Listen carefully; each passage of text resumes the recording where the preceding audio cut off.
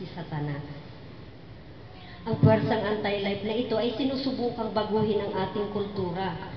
Pinipilit nilang yakapin din natin ang kanilang kultura upang papalitan ang pamumuhay nating mga Kristiyano at ilayo tayo sa Diyos.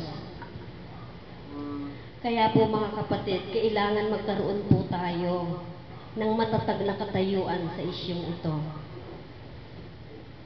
Binigyan po tayo ni God ng pundasyon na pwede nating gamitin. Nandiyan siya. Siya ang anchor natin. Siya ang magiging kasama natin para promotekta ng buhay. Hindi rin po tayo tinawag lamang ng Panginoon para makinig, tumingin, at manahimik. Sa Genesis chapter 1, verse 27, so God created man in His image. Male and female, He created